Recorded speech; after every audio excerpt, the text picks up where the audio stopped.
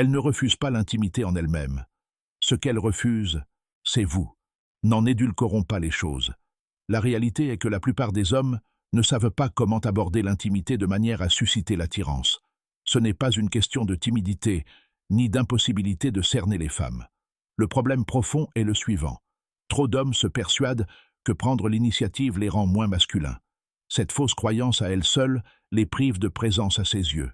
Ce que je veux que vous compreniez aujourd'hui, c'est quelque chose que la plupart des hommes n'entendent jamais. Les femmes rejettent rarement le sexe en lui-même. Ce dont elles se détournent, c'est de l'homme qui ne parvient pas à susciter leur désir.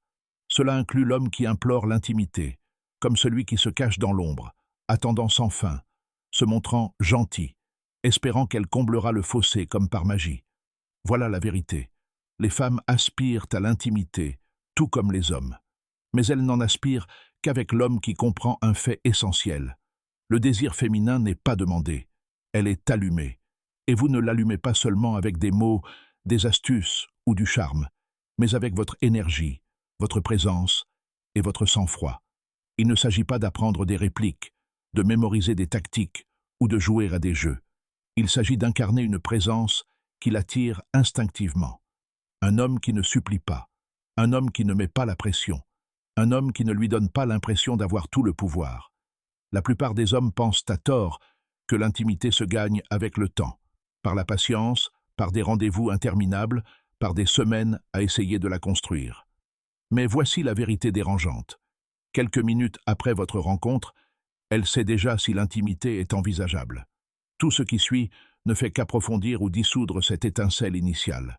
Manquer les signaux, hésiter au mauvais moment, ou montrer de la faiblesse au lieu d'une certitude solide, et son intérêt s'évanouit, vous laissant bloqué, rejouant ce qui a mal tourné. Le genre d'homme qui l'attire est celui qui prend l'initiative non par envie ou par insécurité, mais par une autorité sereine. L'homme qui peut agir avec assurance sans avoir besoin de sa réaction pour le valider. Cela ne vient pas de la ruse, mais d'une discipline stoïque et d'une maîtrise de soi. Car voici le paradoxe. Lorsqu'un homme ne s'accroche pas à sa réponse, lorsqu'il reste stable, qu'elle se penche vers elle ou qu'elle se retire, c'est là qu'il devient magnétique. Le détachement est un pouvoir, et c'est ce calme qui la pousse souvent à rechercher la connexion plutôt qu'à la fuir. Voici donc le principe que je vous propose. Les femmes ne rejettent pas l'intimité, elles rejettent une énergie faible. Son non n'est pas à l'intimité, mais à l'atmosphère d'insécurité qui émane de la façon dont elle est présentée. Réfléchissez-y. Lorsque votre langage corporel trahit le doute, lorsque vos paroles trahissent l'hésitation, lorsque votre énergie crie au besoin, vous coupez instantanément son attirance. Elle ne dit pas non parce qu'elle n'aime pas l'intimité. Elle dit non parce qu'elle ne ressent pas de polarité. Ce qu'elle désire, ce n'est pas seulement la sécurité, c'est une direction, de la confiance, une présence masculine constante qui fait réagir son corps avant même que son esprit ne l'ait rattrapé.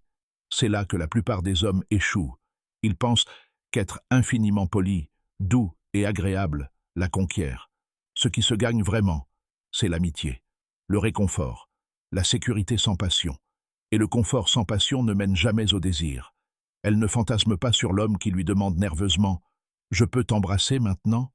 Elle fantasme sur celui qui la regarde dans les yeux, garde le silence et agit avec une certitude inébranlable. Ce genre d'énergie ne vient pas du jeu d'acteur, elle vient de qui vous êtes. C'est un travail intérieur, discipline, présence, confiance